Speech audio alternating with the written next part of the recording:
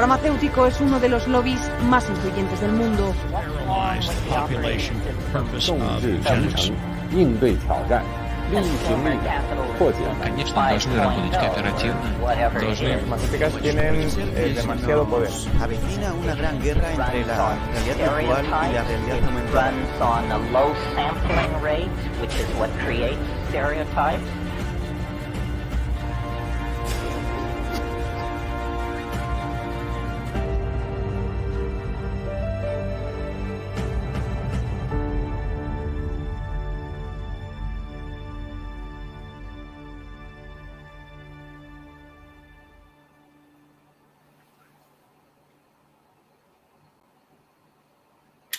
Muy buenos días, buenas tardes, buenas noches, según la latitud desde donde se estén conectando para presenciar esta transmisión en vivo. Acá su servidor, Carlos Mamani, desde Moscú, transmitiendo la conferencia número 30. Es una conferencia muy especial, puesto que va a estar a cargo de una profesional. Ustedes saben que, bueno, pues que todas las conferencias que hemos tenido hasta la fecha, prácticamente el común denominador de los expositores, de los ponentes, en que han sido varones. Pero, por supuesto, siempre daré espacio a, vamos a decir, a una mujer, y no cualquier mujer, sino una mujer altamente capacitada, cualificada, para hablar de asuntos complejos en cristiano, en términos sencillos y en términos que puedan entender, pues, ¿no? Como es el espíritu de este espacio, ¿no? De difusión crítica y estratégica Proyecto Patria, Asia TV de Argentina, el CREI de Centro Regional de Estudios Internacionales en Nicaragua, siempre, pues, es llevar la geopolítica, el análisis internacional a las grandes masas de nuestra Iberoamérica, de nuestra Hispanoamérica, de nuestra Sudamérica, al mundo de habla hispana en general. Y bueno, pues ahora vamos a tratar un tema bastante vigente, pero al mismo tiempo muy desconocido, puesto que muy poco se habla de esto dentro de los medios de comunicación. Sin embargo, esto termina afectando muchas cuestiones de lo que suceden al interior de nuestras fronteras. Siempre va a suceder, como siempre lo vamos a decir, la verdadera política es la política exterior, ¿no? Eso ha sido como un apotegma dentro de las conferencias que hemos tenido. Entonces no se puede entender los sistemas jurídicos actualmente si no se entiende lo que pasa allí en nuestras fronteras. Es por eso que vamos a dedicar esta conferencia magistral número 30 a la llamada Lawfare, ¿no? A la guerra jurídica. El Lawfare en Latinoamérica, el caso de Alex Saab en Venezuela. Y para esto, bueno, pues tenemos a una invitada de lujo. Es un honor tenerla ya en los estudios y darle la bienvenida a la profesora, la doctora abogada, profesora universitaria, analista internacional, Laila Tajeldine El Chajine, experta en asuntos internacionales, reconocida en el área de conflictos internacionales, fue diplomática venezolana ante las Naciones Unidas, desempeñó funciones de dirección en varias instituciones del Estado venezolano, al que representó ante la Comisión Interamericana de Derechos Humanos, conductora del programa Reporte Internacional por Venezuela News. Actualmente está en el equipo de defensa del diplomático venezolano Alex Saab, preso político en Estados Unidos, y del cual pues va a versar, puesto que es el caso más paradigmático de lawfare, de guerra jurídica en la región Latinoamérica. Bienvenida, doctora Laila Tajeldine. Bueno, ante todo, muchísimas gracias. Felicito ese gran proyecto que están llevando adelante. Es necesario analizar todo desde una perspectiva geopolítica o cada elemento. Muchas veces tendemos como población a analizar las cosas de manera aislada cuando debemos entender que todo forma parte de algo. Y en este momento, cuando, bueno, evidentemente estamos viviendo en el mundo determinados conflictos, por ejemplo, el Doctora, hecho... Adelante. Discúlpeme, por favor, discúlpeme que un paréntesis, por favor, para dar la bienvenida a nuestros invitados que van a acompañarnos en esta conferencia. Por favor, el doctor Manuel Espinosa, director del Centro Regional de Estudios Internacionales. Adelante, doctor, por favor, sus palabras a nuestra invitada. Bueno, muy buenas tardes desde estas latitudes, estimada maestra Laila. Es un honor para nosotros, para el Centro Regional de Estudios Internacionales CREI, el que usted haya aceptado nuestra invitación, que haya salido a nuestro encuentro. con mucho interés. Estamos aquí para escuchar tan interesante tema porque queremos ver, contextualizarlo desde el derecho diplomático, que está siendo violentado a todas luces y que sin duda alguna pues va a ser enormemente ilustrativa. Desde ya le deseo éxito en su exposición y bienvenida siempre. Muchas gracias por estar con nosotros. Muy bien. Damos la bienvenida al destacado analista internacional Enrique Refollo, español radicado actualmente en Moscú. Pues desde luego un gran honor estar aquí, bueno, hoy escuchando bien atentamente sobre geopolítica, sobre Sudamérica y encantado y agradecido de tenerte aquí y bueno, y a todos también. Gracias. Más conferencias que están por venir y más cositas bien interesantes, estén atentos que se vienen curvas. Y por último damos la bienvenida, o bueno, penúltimo, a Julio Echevarría, que es director de la consultora empresarial Learn System, experto en pensamiento estratégico e investigación operativa. Bienvenido, Julio Echevarría. Ok, muchas gracias, Laila. Realmente te agradecemos desde ya un tema que nos tiene tan preocupados a todos en América Latina. Se viene repitiendo y la verdad que mucho hablamos de lawfare, pero tenemos muy poco análisis de contenido. Y tú que estás trabajando en este tema, realmente no estoy seguro nos vas a poder ilustrar de todas estas experiencias que se están dando de una manera bastante feroz y nos hacen recordar los hechos ya grabados en la historia, ¿no? Te deseo la mejor exposición y al mismo tiempo nuestra mejor bienvenida a este foro. Gracias.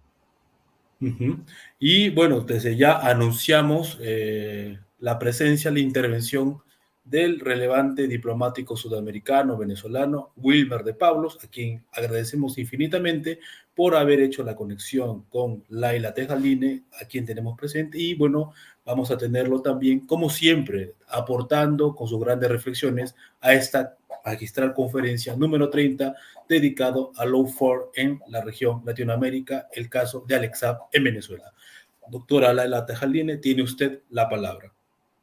Bueno, ya que presentamos a los compañeros, déjenme decirles que para mí es un honor compartir este espacio con todos ustedes, porque bueno, conocemos cada uno del trabajo que lleva Manuel Espinosa, Julio Echeverría, también Carlos, que nos parece muy importante, y también contar con el apoyo del compañero y nuestro embajador Wilmer de Pablos en varias de las actividades que hemos compartido, y sabemos de su gran capacidad académica, ¿no? Además de política y claridad política. Como les decía, el lawfare es un tema sumamente importante, que lo estudiemos. ¿Por qué? Bueno, porque es algo que sigue atentando contra el principio muy importante de soberanía de los pueblos y el derecho de los pueblos a su decisión política. La guerra a través del derecho ha sido una herramienta que ha estado utilizándose últimamente en contra de América Latina, y mucho más en esta realidad mundial, donde el tema del lawfare no hay que verlo de manera aislada, sino parte de esta geopolítica que tenemos que analizar, que tenemos que ver y estudiar a profundidad. Como les decía, el lawfare es una herramienta que está siendo utilizada contra nuestros pueblos.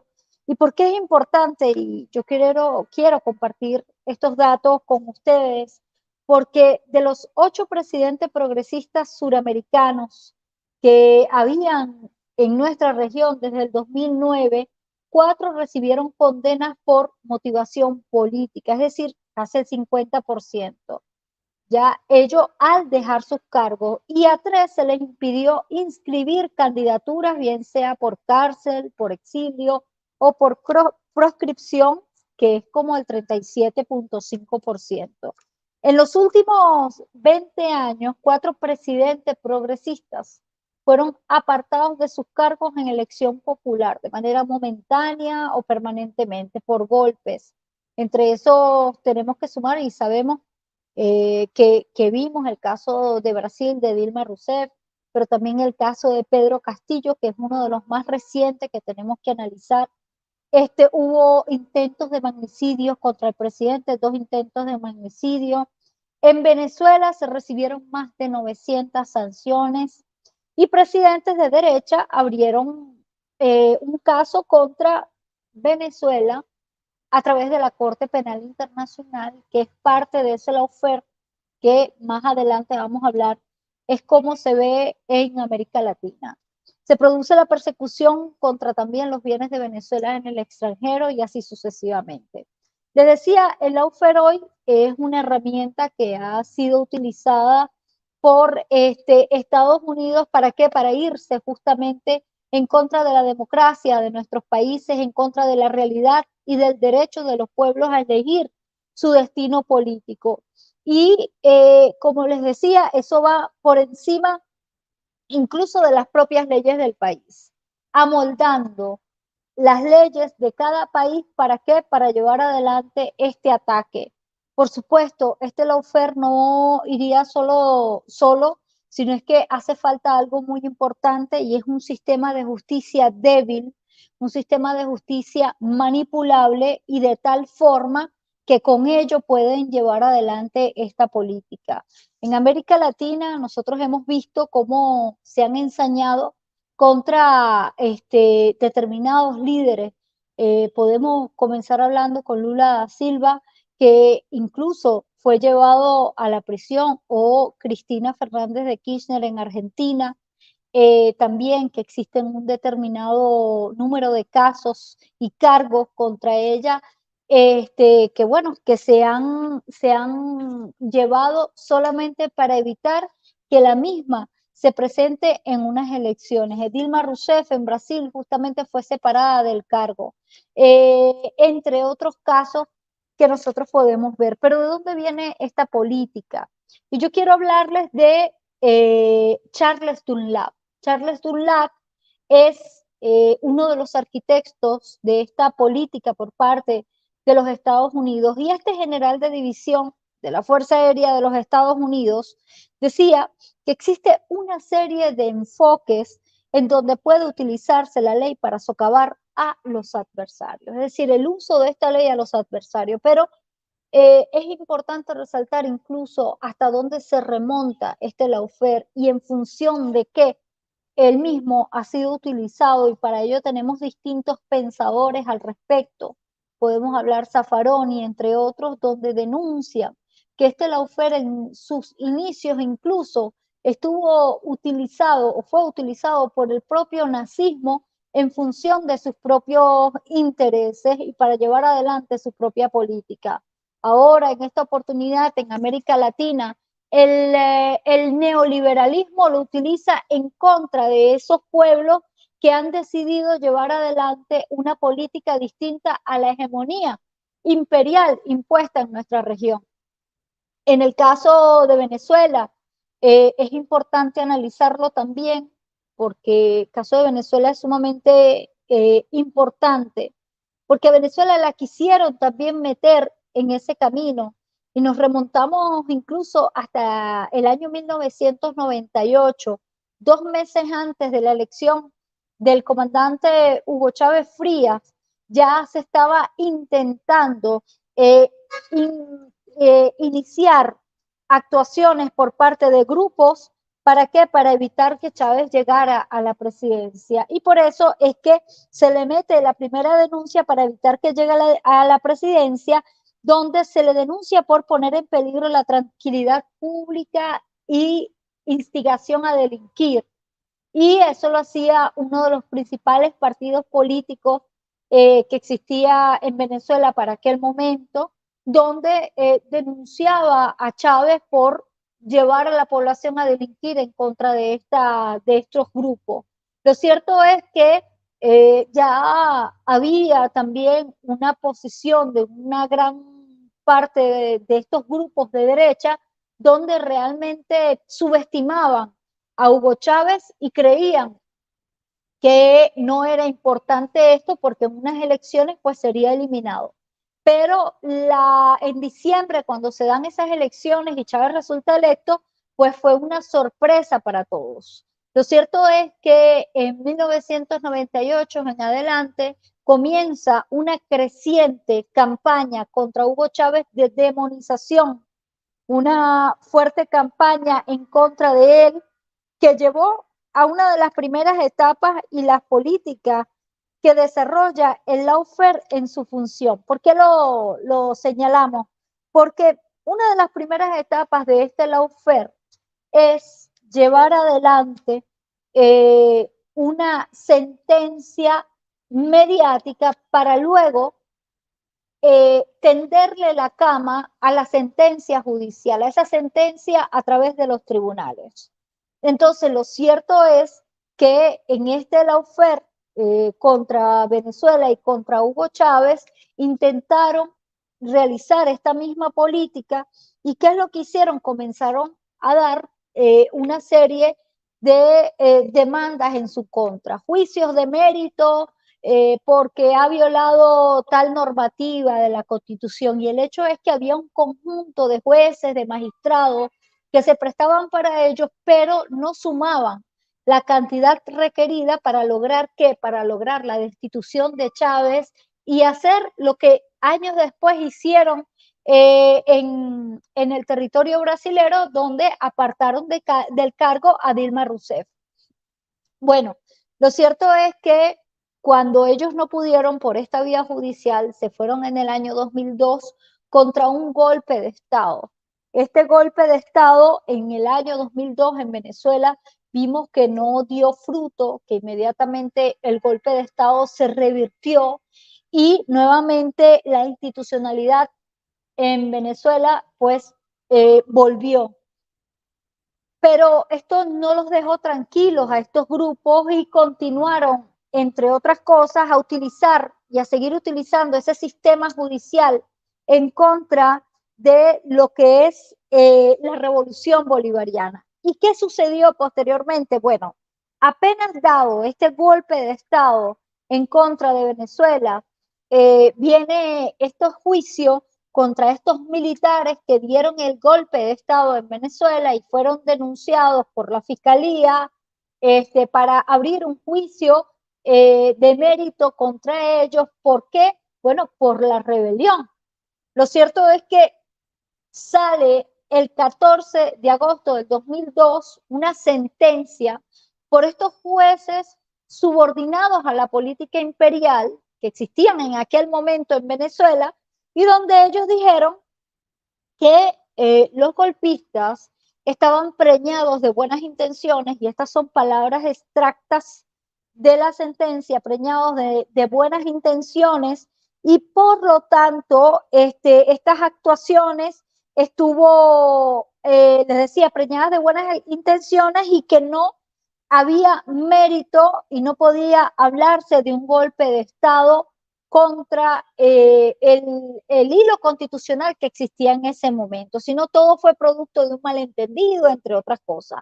Algo que a la luz pública se vio, incluso ellos decían, es que ellos no cargaban armas, que es lo que vemos de las violaciones totales, o sea, es decir, cuando uno ve los hechos tan claros ante la vista, de que es un total descaro, pues estos jueces se atreven a violentar y a mentir de forma tan descarada para representar una determinada política. Y en el caso de Venezuela, lo que estaban representando acá era, en primer lugar, la validez de este golpe de Estado en contra del presidente Hugo Chávez Frías, negar que existió un golpe de Estado, pero responder a la protección de estas personas que estaban representando un interés político a favor del imperio. Pues esta política se siguió desarrollando en toda la América Latina, y luego venían esta política de formación de jueces en toda la América Latina. ¿Para qué? Bueno, jueces para que sirvan a la formación de jueces, de fiscales, del sistema judicial, la estructuración del sistema judicial. Y es así como entra esta política exterior de parte de los Estados Unidos en nuestra región, y es así como se amansa a estas personas para que luego sirvan a sus intereses de hegemonía imperial, a sus intereses de dominación regional. No es aparte y aislado lo que sucede en Argentina, que como decía, es sumamente importante nosotros poderlo analizar en todo esto, porque Argentina es un caso sumamente importante y les voy a dar unos datos de cómo se está llevando este lawfare en contra de Cristina Fernández de Kirchner, de todas estas causas que se están llevando. Ellas se le llevan 4 causas. El hecho es que la gran mayoría se desprenden de otras causas y a partir de las revelaciones de los expedientes que están en estas 4 causas, pues se puede ver que desde allí se han abierto un conjunto de expedientes en la que se procesa en poder de qué, de la Carta de San Martín de Oguín, o uno por la cartelización de obras públicas, también había sido procesada en una causa por subsidios de colectivo, es decir, cualquier elemento que se pueda inventar y que pueda ir en contra de ella, pues es abierto. ¿Cuál era el objetivo que lo han logrado hasta ahora?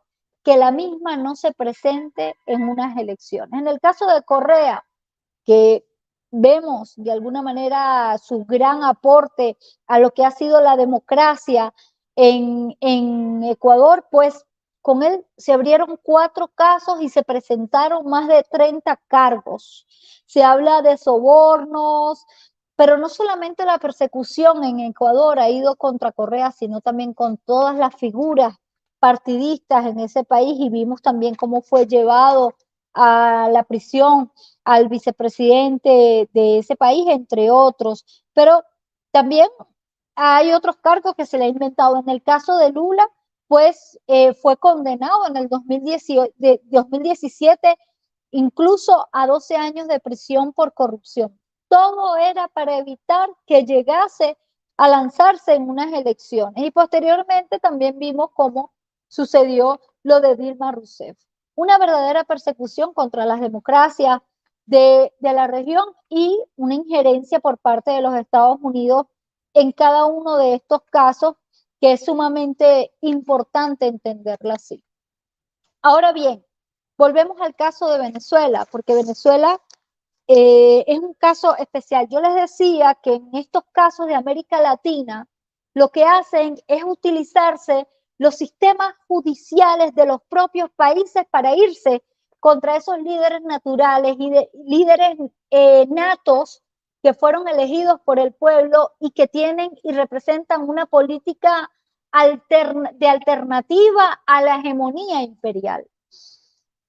Esta política alternativa a la hegemonía imperial es lo que realmente es la que está sentenciado ese poder imperial, y donde utilizan estos jueces para irse contra ellos. Nosotros en Venezuela hemos podido plasmar todo esto a través de este libro. Se los presento. Este libro va a ser presentado el día de mañana en el marco de la Feria Internacional del Libro de Venezuela, donde en esencia somos autores de este libro, el lawfare contra Venezuela, el secuestro del diplomático Alex Saab. ¿Por qué les hablo? Porque en este libro resaltamos bien la caracterización en el marco de este lawfare de Venezuela. ¿Cómo se caracteriza el caso de Venezuela? Bueno, el caso de Venezuela es que cuando Venezuela ve, y la revolución que se estaba dando, que se estaba gestando en Venezuela, ve cómo se pretendía en el inicio de la revolución desde 1998 en adelante, se pretendía utilizar el sistema judicial en contra de la decisión de los pueblos de elegir un camino político distinto y de elegir nuevos líderes en el país. Entonces se pretendió utilizar el sistema de justicia en contra de ellos, y por eso es que se da en Venezuela una revolución judicial. Una revolución judicial que tenía como origen o como raíz lo que es la defensa de la soberanía nacional, lo que es la revolución de un sistema de justicia centrado en beneficiar a una élite económica para revolucionarlo a un sistema de justicia realmente para defender los intereses de la mayoría. Esto permitió, además de unas torpezas presentadas y existentes por parte de los grupos en Venezuela de derecha, como no presentarse a unas elecciones, entre otras cosas, de renovar todo el sistema judicial. No solamente el sistema legal, sino también sus actores directos. Es decir, se renovaron los jueces, se renovaron los magistrados, entre otros, de tal forma que Venezuela por dentro pues se volvió impenetrable, su sistema judicial se volvió impenetrable en gran medida y permitió pues que no se diera un lawfare a nivel interno. ¿Por qué lo digo? Porque en Venezuela, a diferencia de Argentina, de Brasil, entre otras cosas, lo que se ha hecho es activar un sistema internacional de lawfare en contra de Venezuela para así llevar adelante la política de Estados Unidos. Uno de los casos de los que quiero mostrarles y que bueno, que realmente todo lleva una motivación política es que bueno, que sorprendió a todo el mundo. En marzo del 2020,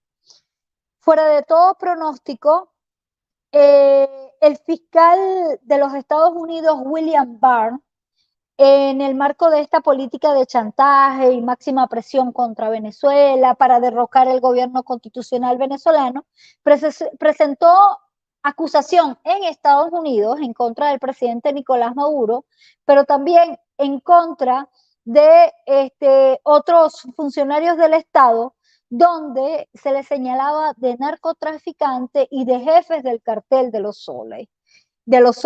Incluso señalaban a la segunda figura más importante del Partido Socialista Unido de Venezuela, como lo es Diosdado Cabello Rondón, y también se le acusaba, aparte de eso, y se les acusaba de inundar Estados Unidos de cocaína, cuando nosotros sabemos de dónde realmente llega la cocaína a los Estados Unidos y quiénes son los que envían esta cocaína a los Estados Unidos, y cómo también la DEA actúa como el mayor coordinador mundial de la llegada de cocaína no solamente al territorio de los Estados Unidos, sino a otros territorios del mundo. Lo cierto es que esta desfachatez o señalamiento llevó no solamente a abrir un caso contra ellos dentro de Estados Unidos, sino es que a través de un programa de recompensas sobre narcóticos, también pidieron órdenes o hablaron de capturas,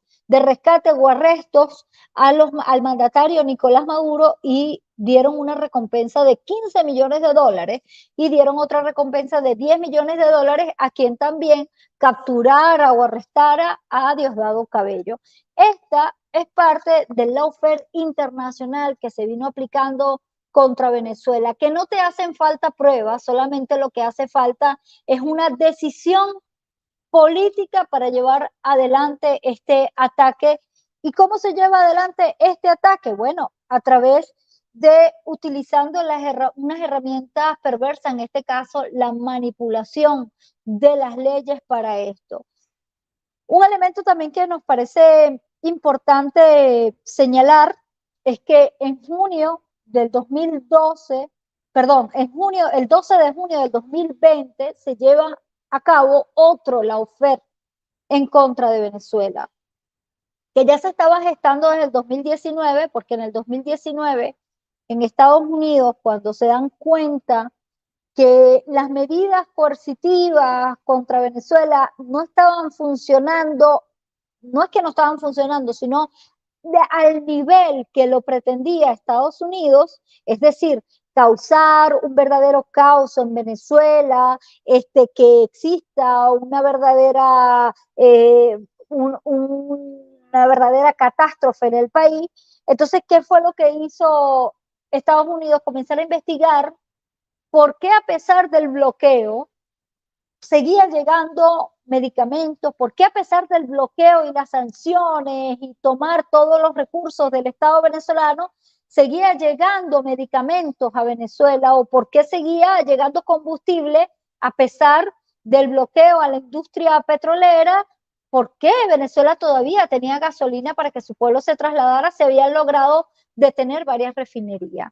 Y es que encontraron en ello a un personaje que hacía posible esto, que se llama Alex Naim Saab Morán. Alex Naim Saab Morán fue nombrado diplomático venezolano con el cargo de enviado especial en abril del 2018. Cuando Estados Unidos verifica que este personaje, que ya tenía otros trabajos antes de su nombramiento, pues era un autor principal en toda esta política, ¿qué fue lo que hizo Estados Unidos? Comenzó a montarle no solamente este ataque mediático, como yo les decía, la sentencia mediática previa a la sentencia de un tribunal, sino es que también comenzó una persecución contra el mismo. Esta persecución, además de la demonización mediática, pues primero se le fue sancionado en julio del 2019. Ese mismo día se presentó un caso sin ningún tipo de prueba en un tribunal federal de Miami contra el mismo. Se hablaba de lavado de dinero, se hacía mención a un proyecto que se había desarrollado en Venezuela entre el año 2011 y 2015, y decían ellos que Alex Saab, para llevar adelante este proyecto, pues lo que hizo fue darle dinero a los funcionarios del Estado, donde no concretó este proyecto.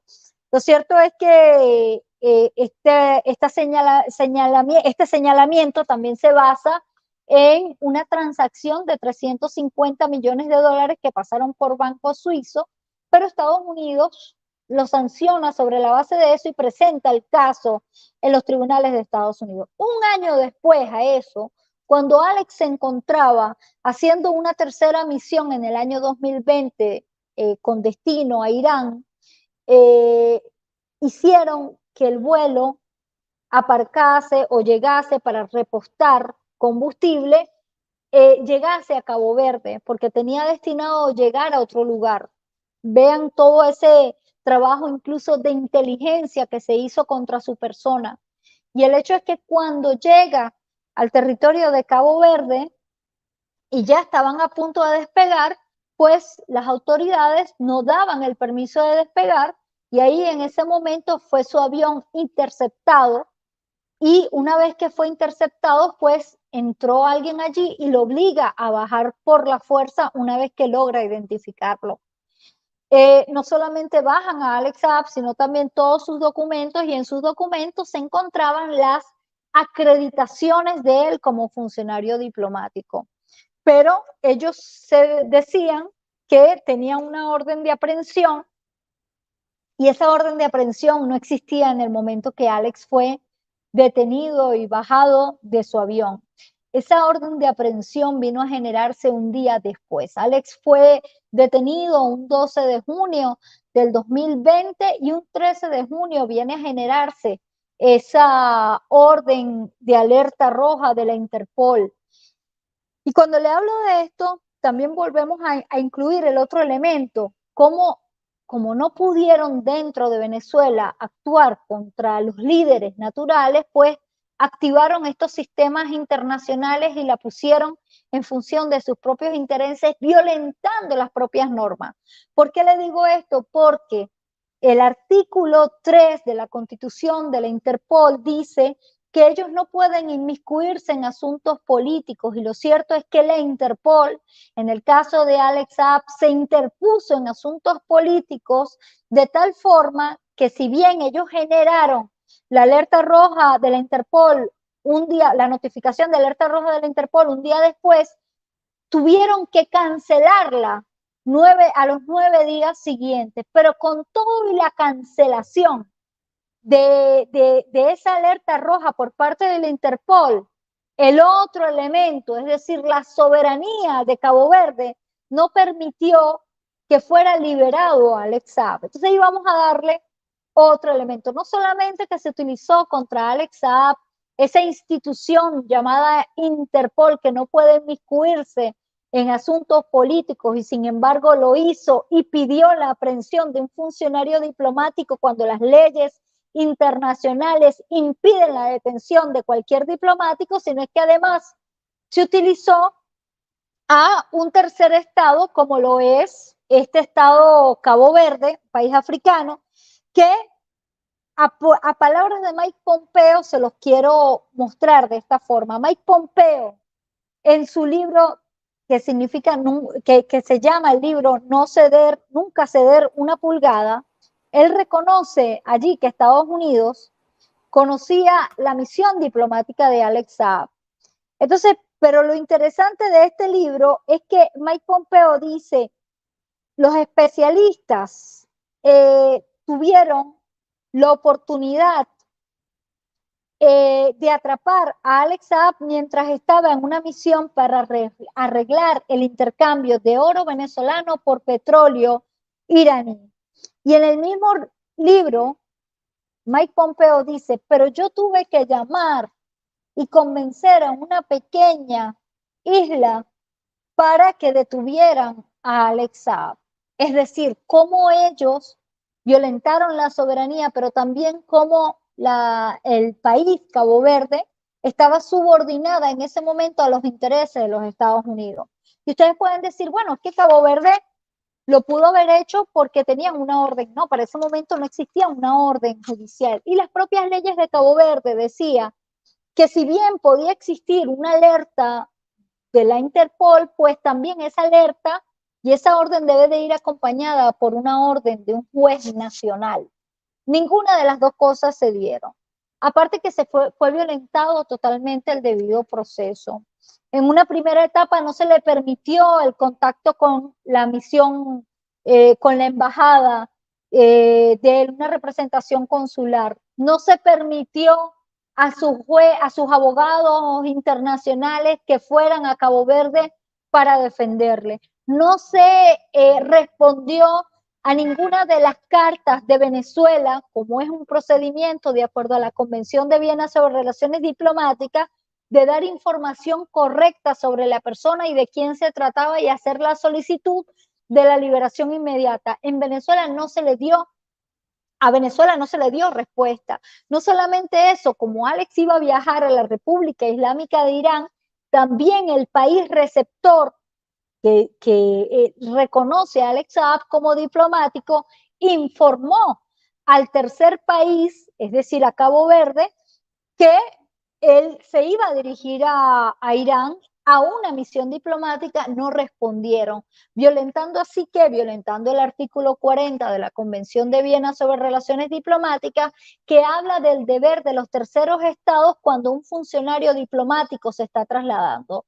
Hay muchos elementos que nosotros podemos decir acá que verifican cómo se activó todo un sistema internacional en este lawfare en contra de Alex Saab para llevar adelante ese objetivo de los Estados Unidos. ¿Cuál era el objetivo de los Estados Unidos? Bueno, lo dice Mark Esper. Teníamos entendido que Alex Saab se encargaba de hacer que llegara alimentos, medicamentos y combustibles a Venezuela. Teníamos que detenerlo para ver cómo funcionaba el régimen de Maduro. Lo dice así Mark Esper. El objetivo era detenerlo y con ello impedir que siguiera llegando alimentos, medicamentos, como estaba llegando a pesar de las sanciones y de las medidas coercitivas unilaterales por parte de Estados Unidos en contra de Venezuela.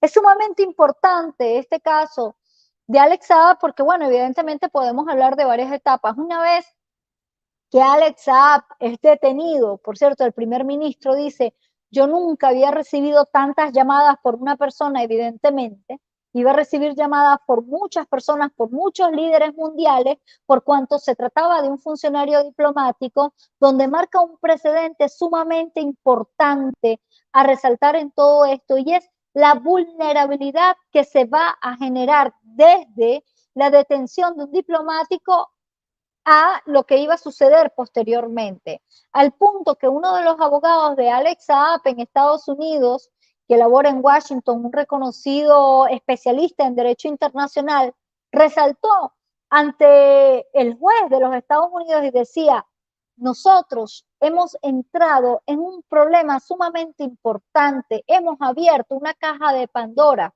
acá. ¿Qué va a suceder, decía el abogado estadounidense, cuando un funcionario diplomático nuestro vaya y transite por cualquier país? Y causa gracia, pero él decía algo bien interesante, decía: ¿qué va a suceder cuando el funcionario diplomático nuestro vaya por un país que sea dominado por Rusia? ¿Qué va a suceder si fuimos nosotros los que rompimos con ese principio de protección de la inmunidad de todos los diplomáticos? Ese principio que es resguardado de protección, que es resguardado desde tiempos milenarios. Y es sumamente importante porque este caso de Alex Saab, además de ser un lawfare, va a marcar un precedente ahora, de la hora en adelante, en la diplomacia mundial, donde le ha quitado esa seguridad que se llevaba, vuelvo a repetir, desde tiempos milenarios, o que acompaña desde tiempos milenarios a todo funcionario diplomático. Pero el objetivo, ¿cuál era? El objetivo era seguir llevando adelante este lawfare contra Venezuela, detener la llegada de alimentos, medicamentos y combustibles a Venezuela, y por eso es que surge todo esto. Podemos decir que fue dura la batalla que se llevó en Cabo Verde. Incluso los abogados presentaron el caso ante el Tribunal de Justicia de la Comisión Económica de la CEDEAO, donde sus decisiones son de obligatorio cumplimiento para los países miembros, entre ellos Cabo Verde, y se le pidió una manifestación respecto al caso de Alex Saab. Y el Tribunal de Cabo Verde determina una liberación inmediata del diplomático venezolano Alex Saab y también el pago de una indemnización. A pesar de ello, los tribunales de Cabo Verde, subordinados a la política de Estados Unidos, pues lo que hicieron fue desatender esa decisión de este Tribunal de Justicia de la Comisión Económica de África Occidental.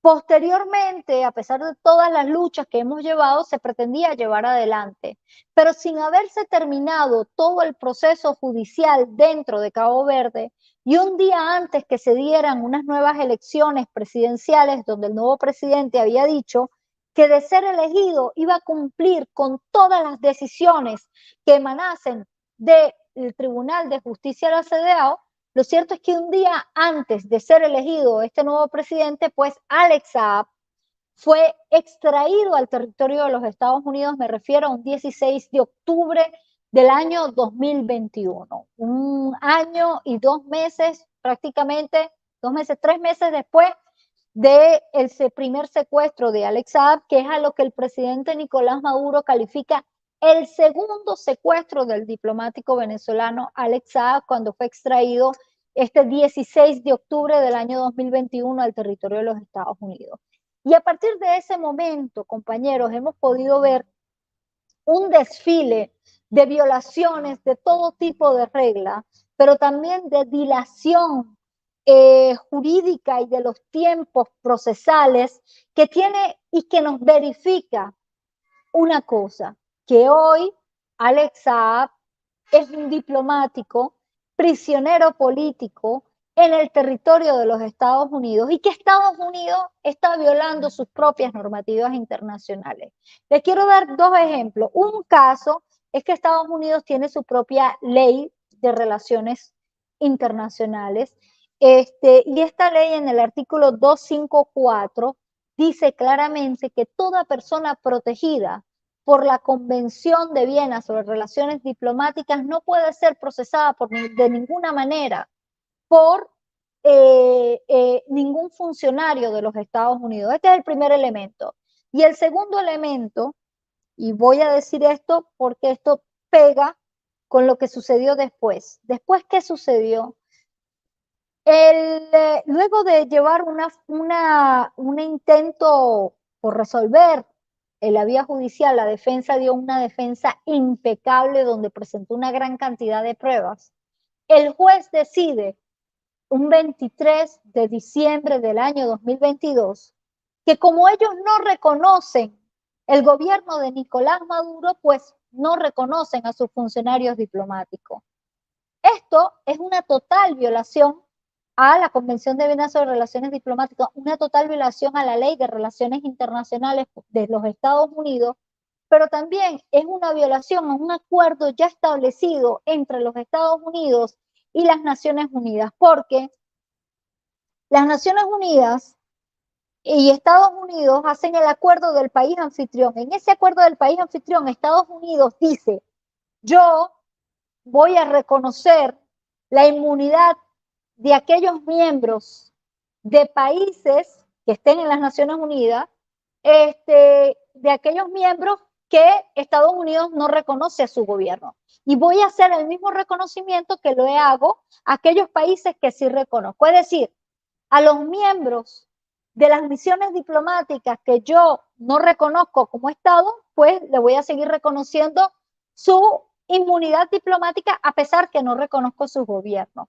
Bueno, estos dos elementos son los que violan específicamente Estados Unidos, sus propias leyes y también las leyes internacionales que ya ellos habían establecido, en este caso, el caso específico de cuando no reconoce a un funcionario diplomático. Lo cierto es que ese 23 de diciembre del año 2022, Estados Unidos da una sentencia diciendo simplemente, bueno, como yo no reconozco a Nicolás Maduro, yo no voy a reconocer a sus diplomáticos. Una violación total de las normas milenarias que ha permitido que se manifiesten juristas respetados a nivel internacional, autores directos de las normativas estas internacionales, específicamente Convención de Viena sobre Relaciones Diplomáticas, entre otros, para rechazar esta decisión del Tribunal Federal de la Florida de los Estados Unidos, pero también rechazar que se mantenga en prisión a Alex Saab. ¿Cuál es la situación actual? Actualmente, luego de esa sentencia,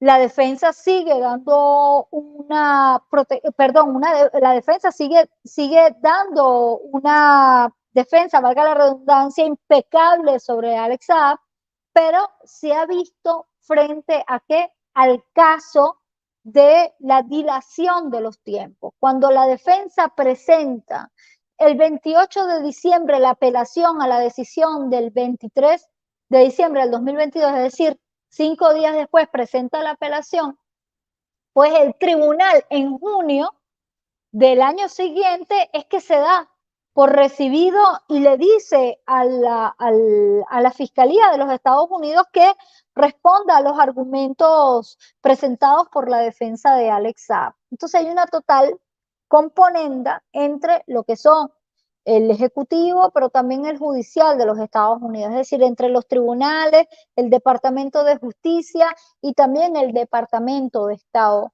Hay un caso que verifica aún más que estamos frente a un lawfare en el caso de Alex Saab, y es una decisión que viene a darse hoy mismo en Estados Unidos en un tribunal de Nueva York, y es que los primeros funcionarios de la DEA que presentaron o que armaron el caso de Alex Saab, que se llama Manuel Recio y John Costanzo, estos funcionarios de la DEA ya estaban llevando un juicio dentro de Estados Unidos. ¿Por qué? Porque ellos fueron acusados de conspiración para extorsionar. ¿Qué hacían estos funcionarios de la DEA? Apoyándose de otros funcionarios de menor rango, pues lo que hacían era que armaban casos, es decir, montaban un caso judicial, llamaban a la persona o a través de otras personas lo llamaban. En el caso de Alex Saab, ¿qué sucedió? Lo llamaron a través de otro representante de la DEA con menor rango para decirle, tú tienes un caso, a ti te están abriendo un caso y nosotros tenemos el grupo de abogados que pueden defenderte. ¿Para qué lo hacían? Para llegar a una negociación con estas personas, tener una contraprestación monetaria y luego dejar sin efecto el caso, o presentar el caso a los tribunales y seguir sacándole dinero a las personas. Lo cierto es que estas personas fueron investigadas, fueron procesadas en Estados Unidos y el día de hoy fueron declaradas culpables. Hoy, 8 de noviembre de 2023, fueron declaradas culpables en el territorio de los Estados Unidos y por lo tanto, eso permite de verificar una vez más que el caso de Alex Saab, en ese caso de corrupción de la DEA, pues el caso de Alex Saab fue otro caso fabricado por este grupo de representantes de la DEA y fueron esos mismos representantes de la DEA los que se encargaron de comunicar a Mike Pompeo para informar del viaje de Alex Saab por Cabo Verde o que iba a llegar a Cabo Verde para que fuera detenido en Cabo Verde y pues castigarle. Estos funcionarios de la DEA posteriormente llamaron nuevamente a los abogados de Alex Saab y le decían, es que este caso se va a abrir como sea porque es un caso estrictamente político y hay una decisión política de que sea abierto. Lo cierto es que el caso fue presentado y pasó posteriormente todo lo que vimos. Una mayor ratificación de que en el caso de Alex Saab es un caso de lawfare, es este nuevo caso de corrupción de esta agencia de la antidrogas de Estados Unidos, donde evidencia cómo fabricaron este caso contra Alex Saab. Lo cierto, compañeros, es que evidentemente estamos frente a una acción jurídica que, bueno, que se basa mucho o se basa especialmente está en el marco de una persecución contra el sistema político venezolano, una persecución contra la revolución venezolana y se han activado este y otros conjuntos de medidas para presionar, para asfixiar a Venezuela, para doblar los brazos de aquellos que defienden y siguen llevando adelante esta defensa de la soberanía nacional y también la defensa del pueblo venezolano a seguir adelante en este sistema político que ha determinado. Por eso quiero agradecerles en esta oportunidad y espero que con esta pequeña ponencia y humilde ponencia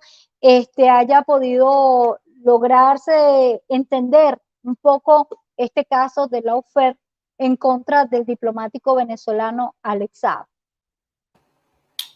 Muchas gracias, doctora Tageline, por esta magistral conferencia, exposición.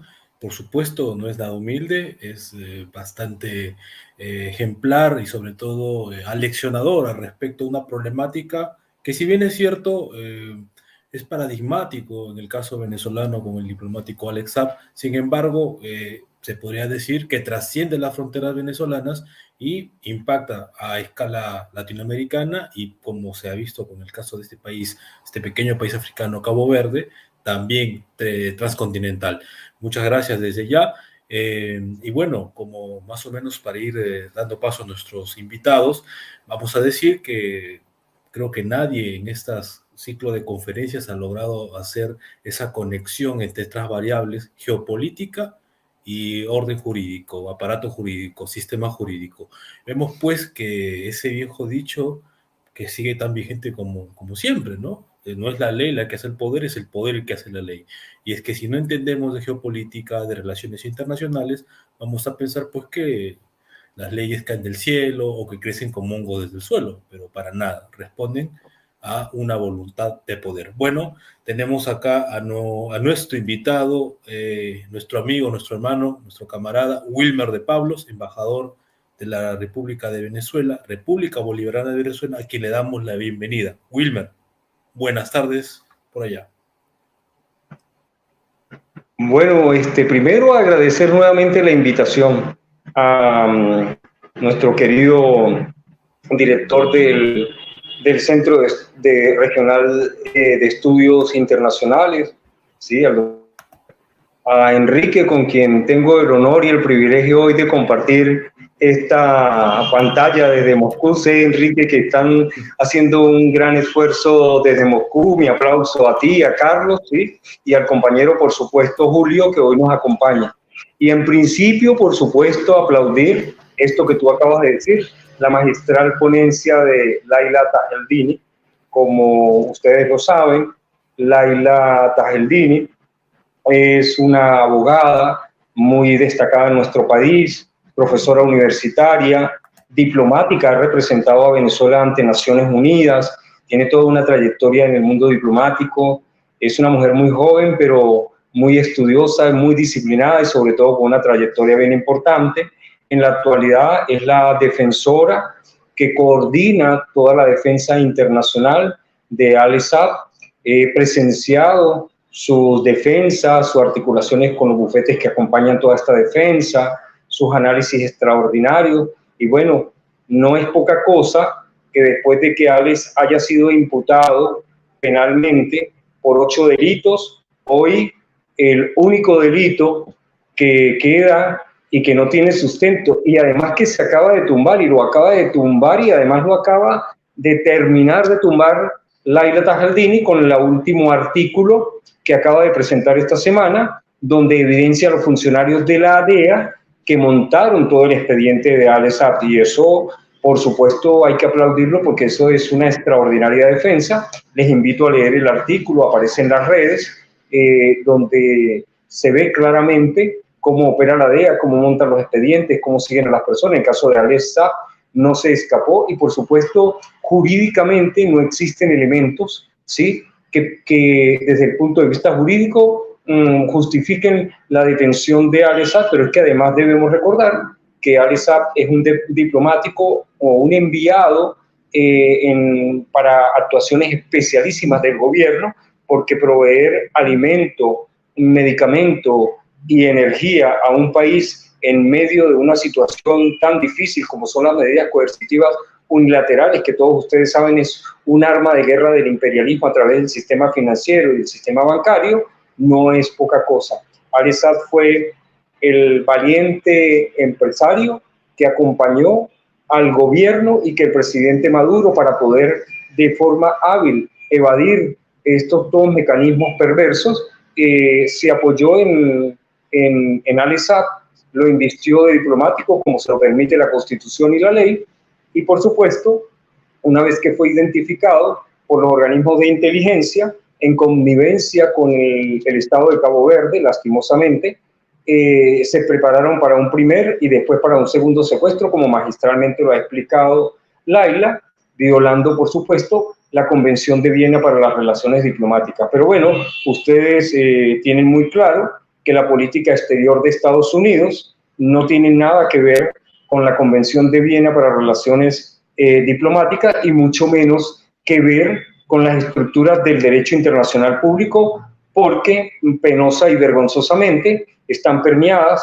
están instrumentalizadas y están manipuladas por el imperialismo norteamericano al servicio de las grandes transnacionales y que son manejadas desde Naciones Unidas, es manejada por Estados Unidos, por el Reino Unido, por Francia, por Alemania y por el Estado sionista de Israel. Eso no es un secreto a voz populi, que sí, que los 193 países que hacen parte de la Comunidad de Naciones nos vemos sometidos a esta instrumentalización hecha desde el Imperio norteamericano y sus aliados. Laila nos explicó además magistralmente todo el tema del lawfare, ¿no? El lawfare, y además tocó también el tema del impeachment, es decir, las nuevas formas en que el Estado norteamericano, el gobierno norteamericano y sus aliados, el imperialismo, tumban las voluntades del pueblo una vez que son elegidos, como lo decía ella, los líderes naturales, espontáneos, que surgen en todas nuestras repúblicas, en todos nuestros estados latinoamericanos, han utilizado la figura de el lawfare, es decir, permean, instrumentalizan los tribunales supremos de justicia de los países, al igual que los parlamentos, los congresos, con la intención, por supuesto, de inhabilitar a los líderes naturales de los pueblos con visiones distintas al hegemón norteamericano, con la única intención de apartarlos para que unos títeres escogidos por ellos, vimos recientemente el caso de Juan Guaidó en Venezuela, la pretensión de un gobierno paralelo, ¿no? Como 60 países acompañaron y aplaudieron lo que hoy ni siquiera existen ni recuerdan en este país. Aquí solo recordamos para hacer historia y análisis, pero que definitivamente no significaron nada en el mundo de la política en este país, porque además hoy la intención de ellos fue aislar al presidente y al gobierno, y hoy el presidente está en el más alto nivel, en los más altos estándares, acompañando el nuevo mundo multipolar, el nuevo mundo pluricéntrico, al lado de la potencia militar como Rusia, la potencia económica como China, la potencia emergente como India, Asia y Euroasia, el Medio Oriente, África y Latinoamérica. Es decir, que lejos de lograr sus objetivos,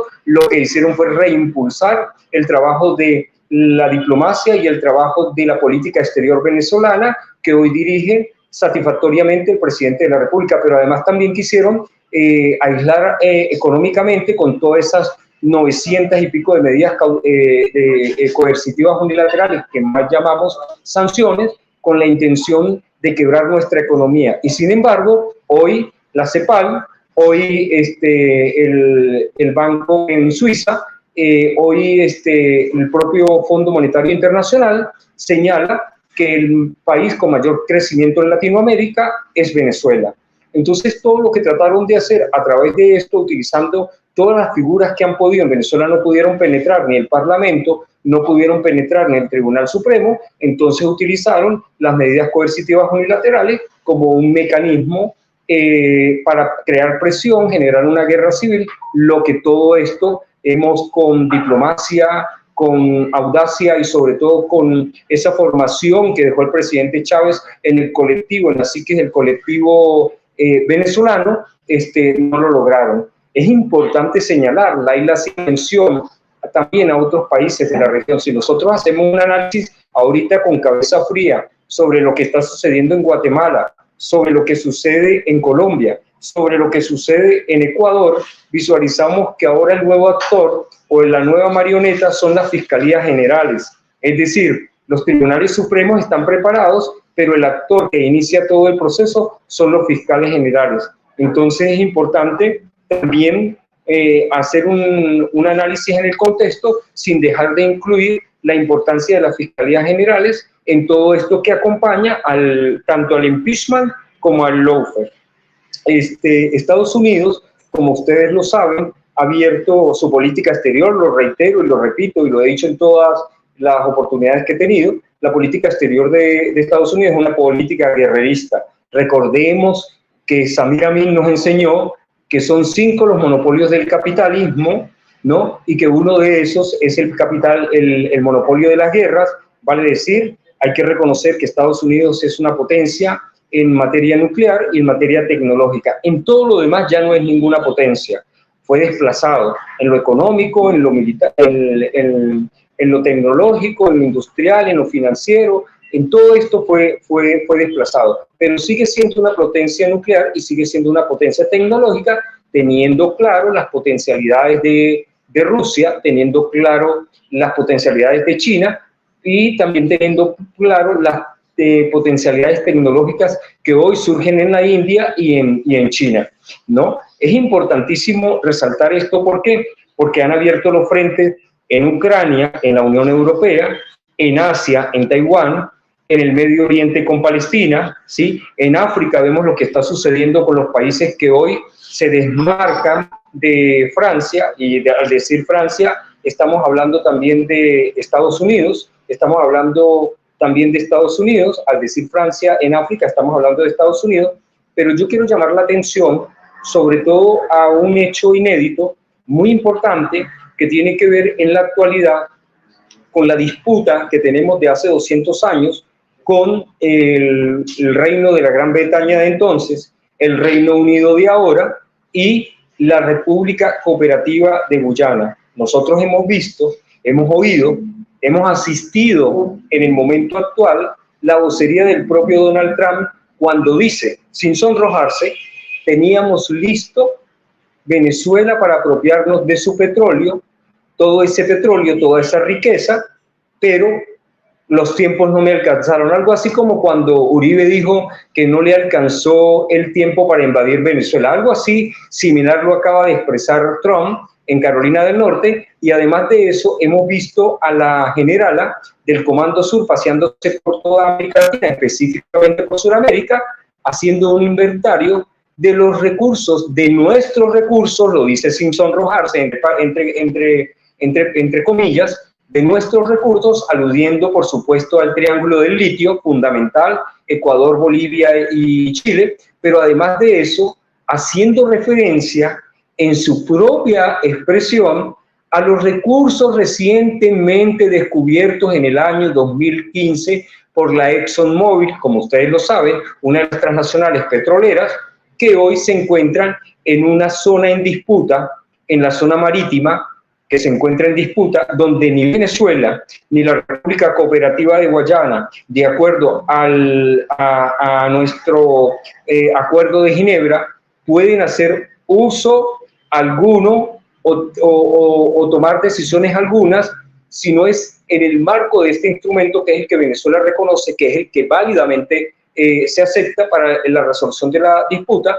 Hemos visto al Comando Sur haciendo lo propio, hemos visto a Donald Trump pronunciándose, y además hemos visto lastimosamente al gobierno servil de la República Cooperativa de Guyana haciéndole vocería a cualquier cantidad de expresiones mandadas, por supuesto, por el imperialismo, las cuales hemos rechazado desde la Cancillería, porque Venezuela no reconoce bajo ningún concepto cualquier instrumento suscrito por la República Cooperativa de Guyana en violación del Acuerdo de Ginebra con cualquiera de las transnacionales, las 3 transnacionales que allí se encuentran.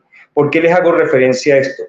Porque estamos próximos a cumplir 200 años, el 2 de diciembre del año 2023, se cumplen 200 años de la nefasta doctrina Monroe del 2 de diciembre de 1823.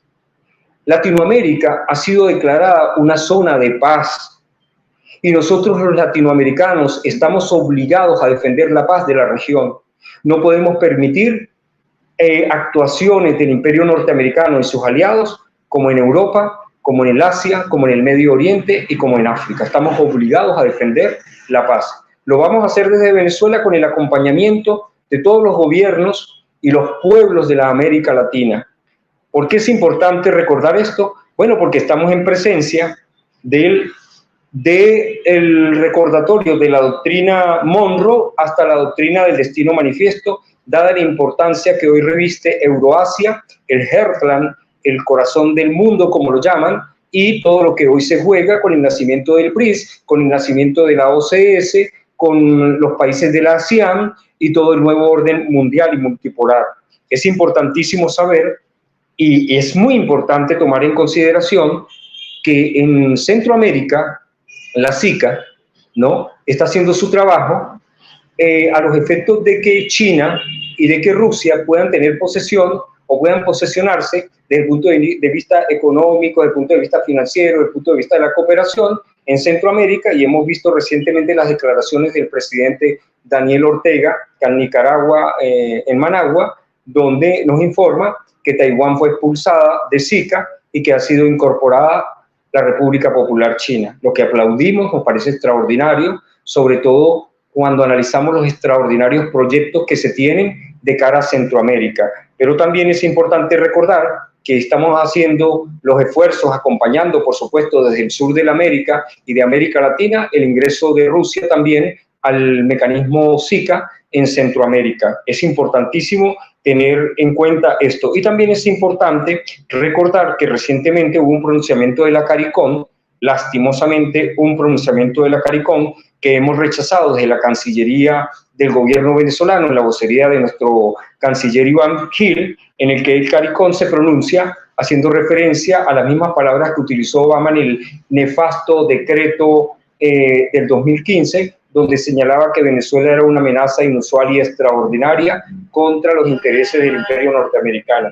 Realmente los indicadores sociales y económicos del año 2015 le hicieron ver al gobierno norteamericano que existe otra forma de hacer gobierno, que existe otra forma de hacer política, y esto les levantó las alarmas y él dejó servida la mesa, por supuesto, para el próximo gobierno, que no era otro que el de Donald Trump. Es importante no perder de vista a Ecuador, a Perú, a Chile, a Argentina y sobre todo a Brasil en este momento, que le están haciendo la jugada interna, por supuesto, para desestabilizar a Lula, ¿no? Porque saben lo que significa el posicionamiento de Lula en la nueva estructura del G7 y lo que significa el posicionamiento de Vladimir Putin en el BRICS a partir del 2024 o del 2024, porque todos estos mecanismos son un contragolpe muy fuerte para el gobierno norteamericano y sus aliados. Yo no los quiero cansar, quiero agradecer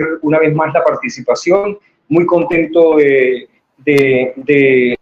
acompañar este proyecto. Para mí de verdad es un honor y un placer acompañar. Además quiero pasarme de abusivo y contarles que hoy estoy estrenando mi taza que hace referencia al proyecto del maestro Alexander Dugin. Me parece una cosa extraordinariamente original. Me he ganado una taza. Laila, creo que tú también te ganaste una taza y creo que Enrique ya se la había ganado. Creo que ya todos nos la hemos ganado, ¿no? Pero yo hoy quiero ser presumido, quiero perder la humildad y contarles que hoy me gané mi taza. Darle las gracias a todos los que nos acompañan desde las universidades en estos conversatorios de la geopolítica que queremos llevar a las bases, porque solamente teniendo una visión estructural de la geopolítica, de lo que sucede en el mundo, somos capaces de hacer las defensas que nos corresponden. Muchísimas gracias a todos. Muchísimas gracias a ti, estimado Wilmer de Pablos, por esta intervención, como siempre, magistral, aleccionadora, estructural y sintética al mismo tiempo para redondear, complementar enriquecer a esta conferencia número 30 a cargo de la doctora Laila Tagelini. Damos la palabra al doctor Manuel Espinosa, director del Centro Regional de Estudios Internacionales CREI de Nicaragua. Bueno, bien, muchas gracias, estimada Laila.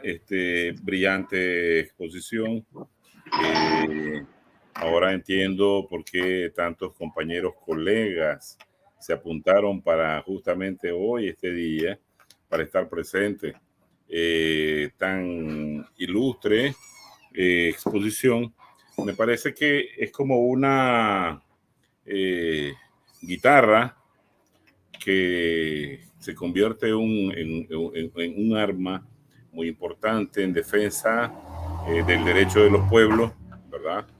Y que necesitamos nosotros aglutinar el mayor esfuerzo posible, porque si bien es cierto, el imperialismo norteamericano está tan acostumbrado a violentar todo tipo de derechos, y no solo el diplomático, sino el humanitario, la única respuesta que tiene que tener es la respuesta popular, la respuesta continental de nuestra patria grande, y me parece importantísimo que tu exposición esté llegando y que va a llegar, nos vamos a asegurar de que va a llegar a diferentes latitudes para que realmente se conozca con esta forma tan clara, diáfana, con la que nos has explicado y expuesto el tema. Es un tema que tiene que tener eco, hay que hacerlo resonar, es parte de los frentes que tienen nuestra narrativa de lucha continental, y sin duda alguna que tenemos que apropiarnos de ese tema para, junto con Venezuela, trabajar en función de la liberación de ese diplomático, que las tareas que desempeñaba, ¿verdad?, en función de la sobrevivencia del pueblo venezolano, en función de mantenerlo en pie de lucha. Vale la pena estar ahí al lado de esa lucha que ahora ustedes tienen. Agradezco a Wilmer que haya enseñado un gesto que tenemos para él, la taza, la primera taza que le entregamos a uno de los colegas expositores. Cada uno de los instructores va a recibir una. ya hemos anunciado y desde luego, Laila, tú más que merecido tienes esa taza. Vamos a ver cómo nos urgimos para hacértela llegar. Nosotros igual pues hemos hecho una taza general de todo el curso. Está ahí, que dice Curso Internacional sobre Fundamentos de la Geopolítica, y tiene la portada del libro, la portada de la foto del maestro Alexander Dugin, que ha sido un arte elaborado por Iván, nuestro especialista que está detrás de este programa, el técnico que nos está ayudando a llevar esta conferencia en vivo ahora. No quiero ser redundante, nuevamente yo agradezco Wilmer, a ti, Laila, que has entrado a este esfuerzo de este curso con un gran aporte. Me parece que yo sé que mis colegas van a estar de acuerdo conmigo, porque es un tema que hay que todavía discutirlo más. El alcance geopolítico de este tema, y por ser es parte del derecho diplomático, las relaciones internacionales, la violación permanente a nivel también multilateral, porque no solo es el caso de él, mañana va a ser el caso de toda la diplomacia nuestra, ¿ya? Y entonces hay que estar alerta, hay que trabajar en sistemas preventivos, que eso no se vuelva a repetir. Entonces, veo que Carlos tiene ahí una tarea, porque hay preguntas de nuestros participantes, tanto de Colombia como de los otros países que están viendo la lección, y me imagino que Enrique y Julio también tienen elementos que aportar. Gracias nuevamente y les cedo la palabra. Un gran abrazo. Muchas gracias, doctor Espinosa. Damos la palabra a Enrique Refollo. Bueno, pues muchísimas gracias por esta conferencia, y desde luego lo que queda claro es que básicamente lo que importa es quién tiene el poder, y también, perdón, una demostración de ese orden mundial basado en reglas que tanto hablan desde Estados Unidos bueno, iba a utilizar una expresión muy española, pero dejémoslo en las reglas que le salen de su conveniencia. Y unos días son las reglas de una manera, otros días son de otra. Y básicamente es jugar a las cartas y decir, bueno, hoy el as es el as, mañana te digo que el 3 es el as, pasado te digo que el 7 es el as, porque depende de quién ponga las reglas, pues funcionan las cartas de una manera o de otra. También estaba recordando casos, pues, por ejemplo, cuando el avión del entonces presidente Evo Morales fue obligado a aterrizar no sé si fue en Austria, en un país de Centro Europa y demás. Eso también demuestra quién tiene el poder y el escándalo que se armó a ese respecto con la situación de cómo es que se atreven a obligar a aterrizar el avión de un presidente. Te guste o no te guste, es un presidente y hay unas normas internacionales que cumplir. Y de cómo, bueno, pues desde Estados Unidos les encanta la excepcionalidad como norma. Cuando a ellos les conviene, dicen, pues ahora cambiamos la baraja, ahora jugamos de otra manera. Y claro, lo que ha venido sucediendo con esa normalidad para ellos es también una respuesta, es un hartazgo obvio y comprensible del resto del mundo.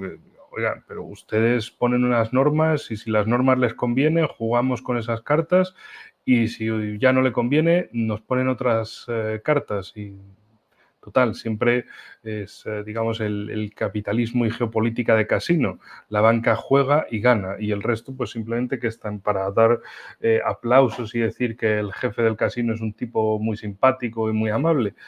Pues resulta que en ese mundo, bueno, tienen, comparándolo con la actualidad, pues sí hay algunos palmeros, pero cada vez, entre comillas, el llamado resto del mundo, pues es la mayor parte del mundo, más del 80-85% del mundo representa ese resto. Vaya, nunca había habido un resto tan grande como ese. Y también, bueno, la existencia de países como Rusia, China, India, de organizaciones como los BRICS, no solo representa un contrapeso, sino también una esperanza de futuro de que las cosas no van a seguir siendo como lo venían siendo. Desde luego hay muchísimo por hacer. Por ejemplo, la expansión de los BRICS, con los 6 nuevos miembros estimados para entrar en vigor el 1 de enero de 2024, claro. Bueno, pues está por ahí, es desde luego bien interesante, bien ilusionante, pero, por ejemplo, hoy la presidenta de la Comisión Europea, Ursula von der Leyen, decía que... ¿me escuchan bien? Se me ha quedado pillada la imagen. No, sí se te escucha. Ah, vale, vale. No sé, entonces es el ordenador. En fin, Ursula von der Leyen decía que, bueno, para marzo de 2024 se anunciará, primero se revisará y luego se supone que se oficializará la preparación para la admisión de Ucrania, Moldavia y Bosnia-Herzegovina en la Unión Europea. ¿Por qué toda esta desesperación también de ese lado? Para mostrar que están moviendo esfuerzos que van a conseguir, desde luego, muchos nuevos miembros y demás. Bueno, porque básicamente por el lado de los BRICS crecen, por el lado de la Organización de Cooperación de Shanghái crecen, y mientras tanto la Unión Europea, que puede presumir de crecer poca cosa, pequeñas cosas, y tiene que mostrar que efectivamente está ahí a tope para bueno, mostrar que son parte del mundo desarrollado, del primer mundo, de la parte más importante de todo, pero en fin, es el mundo decadente, y sobre todo por la parte europea, que es la que más me toca, es el mundo más absolutamente servil y rastrero a los intereses de la élite globalista de Washington, y de, como ahora, por ejemplo, vemos en el caso de Israel y Palestina, toda la élite política europea, prácticamente en coro, apoyando al Estado de Israel, y en las sociedades se produce más bien el efecto contrario, apoyando la causa palestina. En fin, con esto termino y le doy paso al siguiente ponente. Bueno, muchas gracias, Enrique Refollo. Le damos el paso a la palabra a Julio Echevarría, de Perú. Adelante, Julio.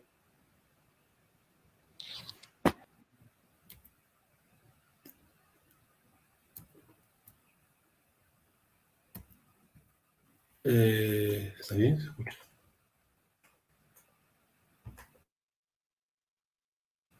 Julio, a ver, ¿tu audio de repente? ¿O solo es problema mío? ¿Lo pueden escuchar? No se escucha, Julio. No.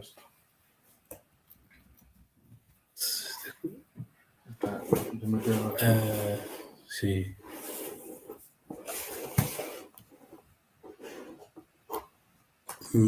Qué raro, no. Tal vez si vuelves a entrar, de repente se ha habido un problemita, ¿no? De eso, que nunca falta. Bueno, pero me desconecto entonces.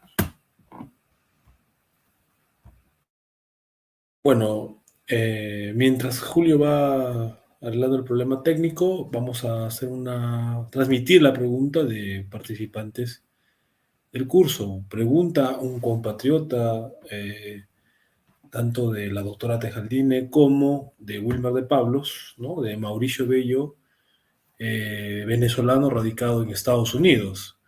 ¿Qué herramientas geopolíticas, diplomáticas o económicas puede utilizar Venezuela para enfrentar esta violación de parte del imperio norteamericano? Es decir, ¿cuál es el próximo paso geopolítico para lograr la liberación del diplomático Alex Saab?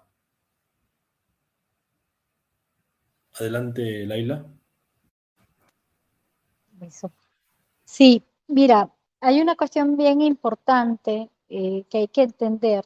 En este caso, las herramientas jurídicas son las que se están utilizando actualmente, no solamente las normativas internacionales, o en este caso lo decidido por un tribunal internacional como es el Tribunal de Justicia de la CEDEAO, que decidió a favor de la liberación de Alex Saab, sino es que también tenemos las leyes internacionales que apoyan, entre otras cosas. Es decir, las herramientas jurídicas todas se han utilizado y se están utilizando, pero estamos claros que estamos ante una situación política, una prisión política, donde solamente es posible en un sistema de justicia débil como es actualmente el de Estados Unidos, donde tenemos que recordar que tanto los jueces como el propio fiscal son escogidos por el propio ejecutivo de ese país, que ellos responden a la política de ese país y por lo tanto, una vez que políticamente en ese país se decida actuar de otra manera, pues así lo harán el resto del sistema de los Estados Unidos. Entonces, evidentemente, además de esta política internacional y extensión internacional, de un gran movimiento en el mundo para denunciar y llevar adelante esta verdad de Venezuela, esta verdad del caso de Alex Saab, que nos hemos constituido en más de 35 movimientos en todo el mundo, también la posición tajante y condenatoria de los países del ALBA, pero también la posición de condenatoria respecto de China, de Rusia, de Irán, entre otros países. Tenemos aquellos pasos que estamos dando de negociaciones directas con Estados Unidos, donde Venezuela ha pedido de una manera muy clara y directa la liberación de Alex Saab, porque entendemos que es un prisionero político en los Estados Unidos. Y evidentemente estas son cosas que sabemos que se están llevando adelante. Venezuela ha hecho público esto, no es algo nuevo. De hecho, Venezuela tiene 5 exigencias que ha presentado ante el mundo: la devolución de ese oro, el retiro de las sanciones, la liberación de Alex Saab, entre otras exigencias de gran importancia para el país. Y estamos claros que esto es parte de la política. Entonces nosotros podemos decir que además de esta campaña internacional mundial que hemos llevado a través de nuestras embajadas y de la constitución de movimientos, divulgando este caso, tenemos también estas negociaciones directas, que son los pasos concretos que estamos llevando para lograr lo que realmente queremos, que es la liberación de este ser humano, de nuestro diplomático, pero también de este ser humano que contribuyó a salvar la vida de, podemos decir, millones de seres humanos en Venezuela. Muchas gracias, doctora Tejaldine. Ahora sí, Julio Echeverría, adelante. Ay, perdón, mil disculpas, hubo algo que se movió por aquí. Primeramente les decía, quiero felicitar a Laila por la exposición, realmente nos despierta mucho el tema que es una preocupación en toda América Latina. Ustedes sabrán que aquí en Perú estamos dando cátedra de estos problemas, están todas las características que nos ha delineado, cómo empieza el proceso con todo el tema mediático, con la toma de la fiscalía, con prácticamente iniciar todo un proceso basado en la corrupción, sembrar realmente delitos, poner cáscara de plátano, como decimos nosotros aquí, para que todo el mundo se resbale por cualquier lado. Y incluso el caso de Castillo, como bien lo planteó, no se necesita realmente haber sido partidario ni nada, pero se tenía que respetar. Se inició con todo un proceso de supuesto fraude, ¿no?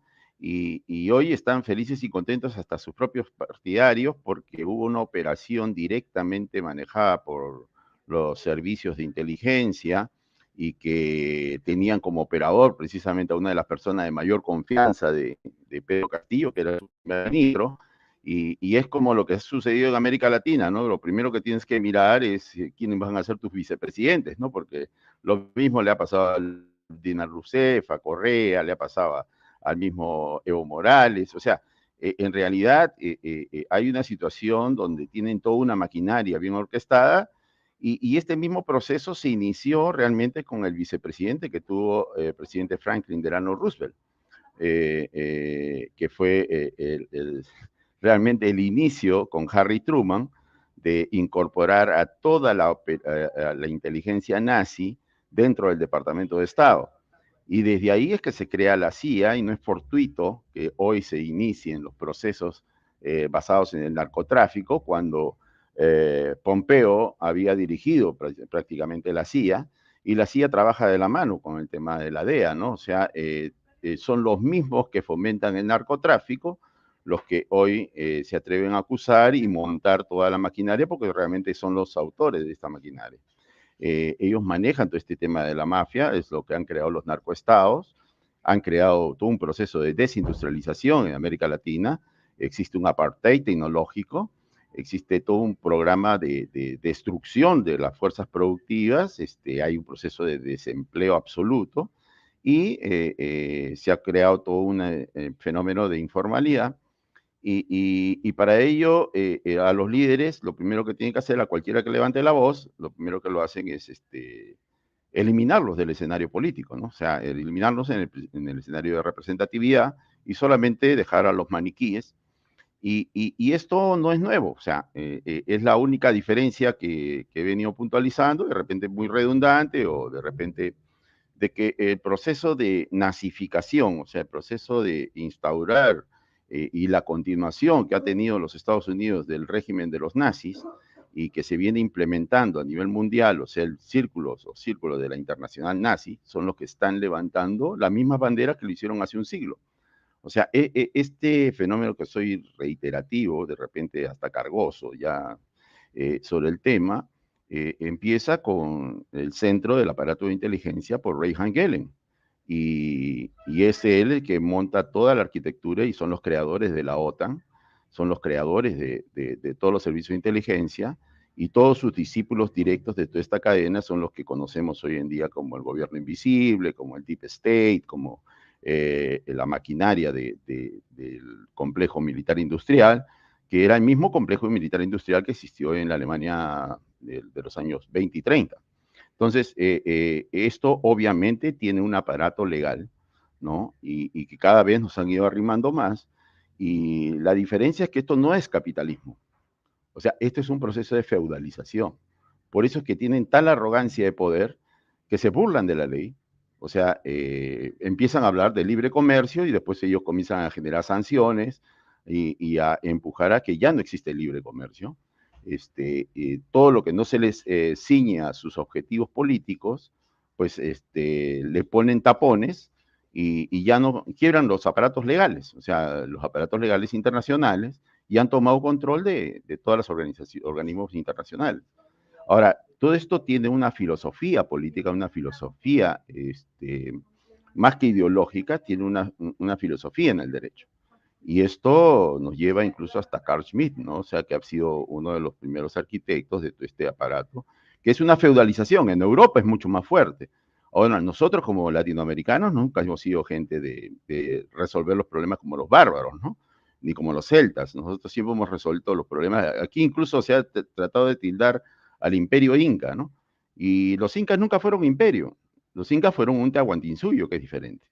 O sea, y esto son raíces que tenemos culturales que están basados en el manejo de la comunidad armónica y me parece muy importante, por ejemplo, cuando los peronistas rescatan a la comunidad organizada, ¿no?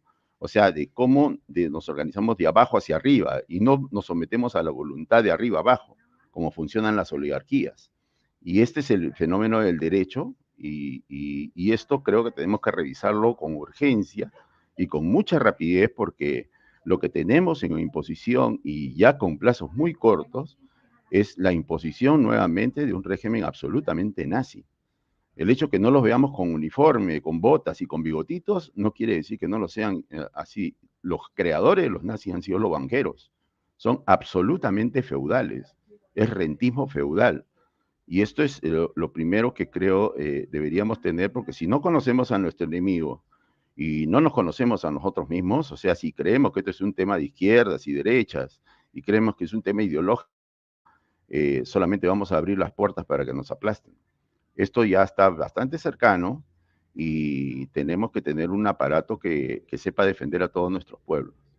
Y uno de los primeros pasos que tenemos que hacer es cómo hacerle frente desde el punto de vista del derecho. Y esto es importantísimo, ¿no? Porque sabemos que van a aplastar incluso las leyes mismas. No sé qué reflexión adicional, pero te dejo el tema a deliberar, ¿no? Gracias. Doctora Tajaldine.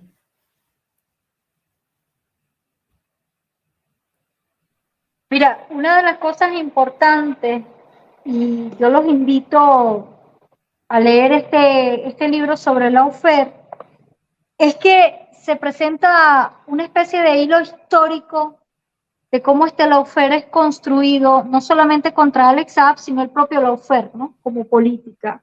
Pero el fin esencial, y es el deber y el papel de nosotros los pueblos, es denunciarlo, pero también presentar los mecanismos de revertir esta política o estos fenómenos de lawfare, porque justamente es una fórmula para seguir llevando la política y que los mandatos se generen de arriba hacia abajo en vez de abajo hacia arriba, como dice el compañero.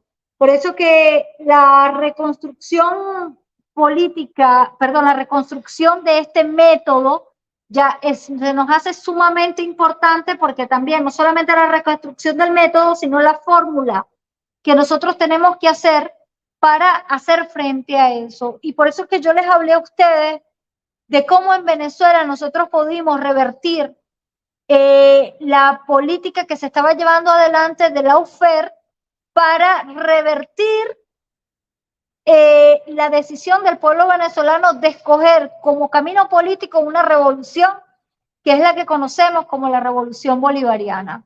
Si bien se intentó aplicar este lawfare al inicio de esta revolución y un poco antes de que ganara la revolución y entrara en el poder, pero nosotros, el pueblo venezolano, a través de una revolución judicial que representara los intereses de la mayoría, también guiada con unos líderes que verdaderamente ejercían un poder político, ya de tal forma que nos ayudó a revertir, y también con un poder legislativo que nos permitió revertir estas normas, y también nos ayudó a realmente transformar el sistema judicial.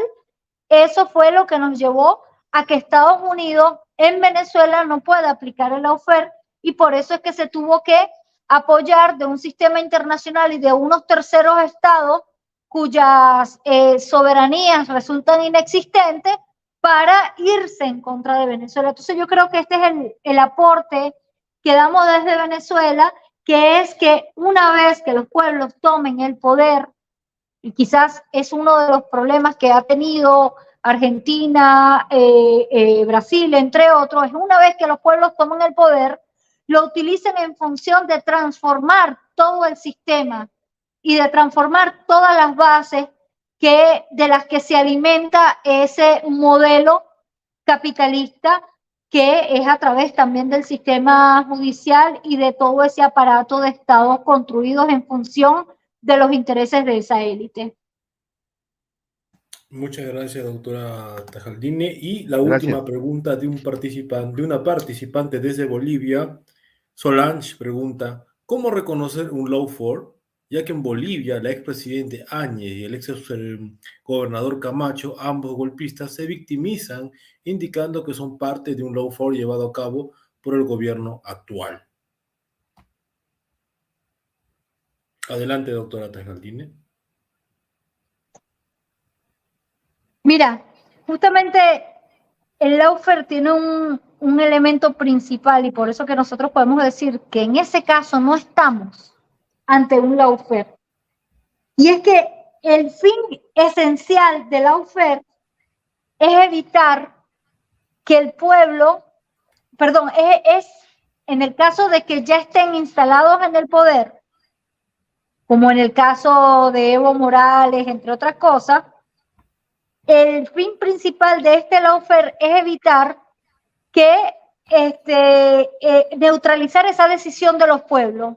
Y en el caso de que no sean elegidos, evitar que los pueblos puedan llegar a elegir líderes populares, como se intentó en el caso de Venezuela, cuando el presidente venezolano Hugo Chávez, antes de ser elegido como presidente la primera vez en diciembre de 1998, 2 meses antes intentaron a través de este lawfare que se fuera elegido presidente. Entonces, en el caso de Bolivia estamos claramente que lo que fue Ñáñez y lo que fueron estas personas que hoy están en prisión, es que estas personas más bien contribuyeron a ejecutar o a neutralizar la decisión popular o la decisión soberana del pueblo a elegir su destino político. Y estos instrumentos, como lo fue Ñañez y como lo fueron otros actores en ese golpe de Estado en Bolivia, pues más bien lo que lograron es aplicar un lawfare, pero después el pueblo logró revertirlos a través de unas elecciones. Es decir, el pueblo boliviano se las ingenió y se impuso nuevamente y evitó que esa política de golpe de Estado pues lograra terminar de desarrollarse en el territorio boliviano. Entonces, estamos muy lejos frente al lawfare. Recordemos, el lawfare es el uso, es hacer la guerra a través del sistema jurídico. ¿Pero cómo? Manipulándolo, revirtiéndolo, utilizando subterfugio, violando las propias leyes del país, pero manipulados ¿por quién? Por personas serviles a los intereses, incluso intereses que van más allá o más arriba de los países, es decir, intereses foráneos. Muchas gracias, doctora Tejarline. Bueno, pedimos la disculpa del caso a nuestros participantes y también seguidores que están haciendo llegar sus preguntas por cuestiones de tiempo y de horarios. Tengan ustedes en cuenta que acá son aproximadamente ya casi una media hora más, serían las 3 de la mañana. Vamos a ir cerrando desde Moscú, pero bueno, allá en la tarde de nuestra latitudes sudamericanas, vamos a dar la palabra de cierre a todos los participantes y por último tendremos las palabras finales de la doctora Tejarline hacia el curso internacional, primer curso internacional, Fundamentos de la Geopolítica. Doctor, sus palabras finales, por favor, doctor Espinosa. Sí, bien, creo que sin duda alguna la importancia de este encuentro es no solo la tarea que Laila y Wilmer nos dejan como estudiosos y académicos revolucionarios de integrarnos a esa trinchera de lucha y demanda por la libertad de ese hermano diplomático, que como especialista en esa disciplina es un colega nuestro, y sobre todo porque además de integrarnos a esa tarea, nos han dado las pautas de cómo aportar en función de ese interés que veo tanto en el muro de WhatsApp como en el de YouTube, que los participantes y los que nos están viendo están denunciando y pidiendo, exigiendo, demandando su libertad, ¿verdad? Agradecido a ambos compañeros. Estamos comprometidos a profundizar nuestro accionar tanto en este curso como en los que ya pronto vendrán, en función de lograr la libertad de ese hermano héroe, no solo de Venezuela, sino de nuestra patria grande. Muchas gracias, Laila, muchas gracias, Wilmer, como siempre, un gran abrazo a la distancia. Julio Echevarría, sus palabras finales, por favor. Bueno, agradecerte, Carlos, a Manuel y especialmente, Laila, tu ponencia y la experiencia que nos han podido replicar tú y Wilmer. Realmente entendemos y sabemos el tamaño del enemigo que han tenido que estar bregando y que todavía lo están bregando. La bestia está herida, como les digo, y la verdad es que yo que ando indagando algunas notas por aquí y por allá, este asunto de Guyana es bastante serio porque la intención es invadir realmente a Venezuela. Ellos siguen siendo creídos de que es su propiedad, como lo han declarado descaradamente, y no podemos subestimar esa intención. Entonces, conociendo bien al enemigo, realmente yo les deseo la mejor de las suertes y usar todas las armas y defender lo que se ha logrado con uñas y dientes, como dicen mis amigos argentinos, ¿no? Y estamos en América Latina todos al unísono para defender los derechos de nuestras poblaciones. Un abrazo grande para ustedes en especial y bueno, para los compañeros que tratamos de imponer el uso de la razón, ¿no? Gracias. Muchas gracias, Julio. Wilmer de Pablos. Wilmer, tus palabras finales, por favor. Bueno, creo que el audio no le está funcionando. Wilmer. En fin. Laila Tejeline, por favor. Ahí creo.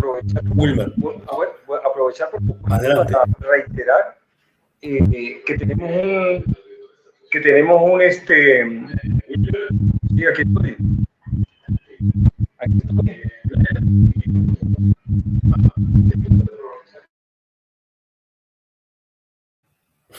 Problemas de conexión que, bueno, son habituales en estas transmisiones, como ustedes ya saben. Bueno, doctora Tejeline, por favor, sus palabras finales de esta conferencia y al curso en general. Bueno, agradeciendo a todos los compañeros presentes, Julio Echeverría, Manuel Espinosa, Carlos, también para mí, vuelvo a repetir, es un honor estar presente entre ustedes, dando un aporte por el derecho de los pueblos a elegir su propio destino político.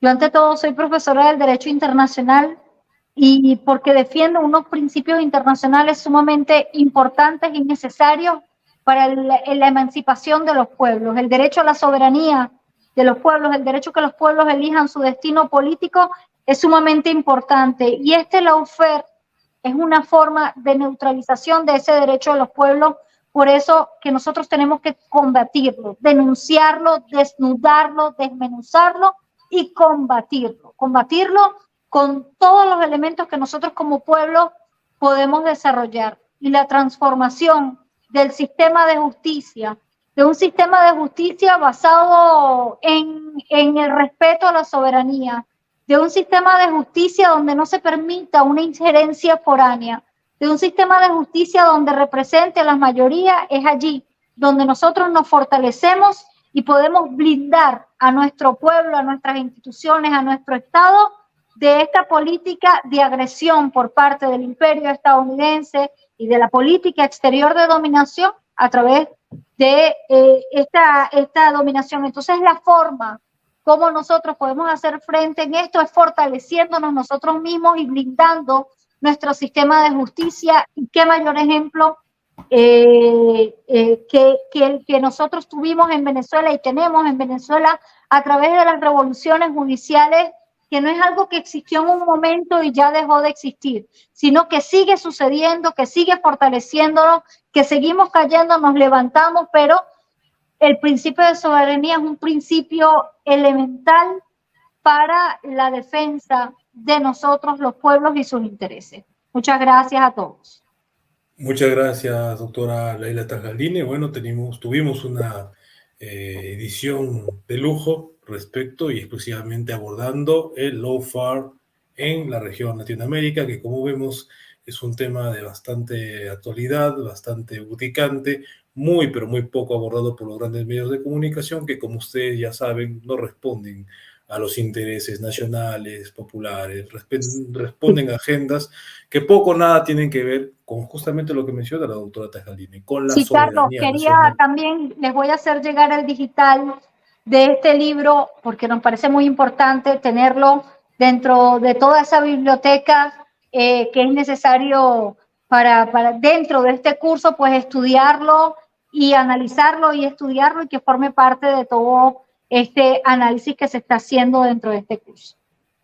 Muchas gracias, doctora Tejeline, lo recibimos con bastante afecto y por supuesto que nos va a servir para enriquecer el marco teórico, ¿no? Y como dije hace un momento, ¿no? Involucrar esas dos variables, geopolítica y derecho, ¿no? Son cuestiones que no se pueden desligar para la adecuada comprensión estructural general de lo que está pasando al interior de nuestras fronteras, que no es una casualidad. Como dije hace un momento, tiene claros componentes de guerra híbrida, claros componentes de influencia foránea, de influencia extranjera, de política exterior ajena a nuestros intereses nacionales. Y todo en un contexto, esto va a servir demasiado, el curso en general y esta cátedra en particular, para comprender el nuevo orden internacional que está emergiendo, que está sosteniéndose o está emergiendo sobre bases en torno a ideas que prácticamente, según la voluntad globalista norteamericana, había quedado en el pasado, temas como soberanía nacional, interés nacional, están retornando en pleno siglo XXI y, bueno, pues es responsabilidad de las clases políticas y de la ciudadanía en general a pensar y a reflexionar sobre estos asuntos. Y bueno, pues este curso inédito, magistral, conferencias sobre geopolítica, fundamentos de la geopolítica, sirve para ello. Y por supuesto, esta cátedra que estamos culminando ya, está en esa línea. Muchas gracias, doctora Tejaldine, a todo nuestro público, Julio Echevarría, doctor Manuel Espinosa. Hasta la próxima. Y bueno, su servidor desde Moscú, Carlos Mamani, a su servicio. Saludos cordiales. Atentos a la próxima conferencia. Muchas gracias, doctora. Gracias. Controles, por favor. Gracias. Gracias, Carlos. Gracias, Manuel. Gracias, Laila. Un abrazo fuerte. Un abrazo a todos. Un abrazo. Suerte. Vamos.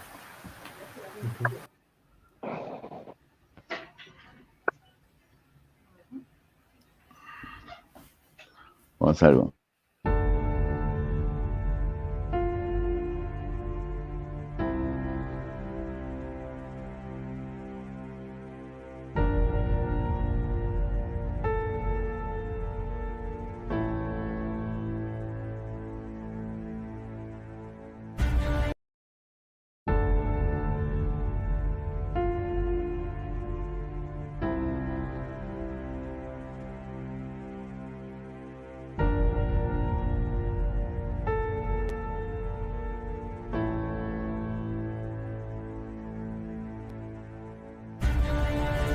El farmacéutico es uno de los lobbies más influyentes del mundo.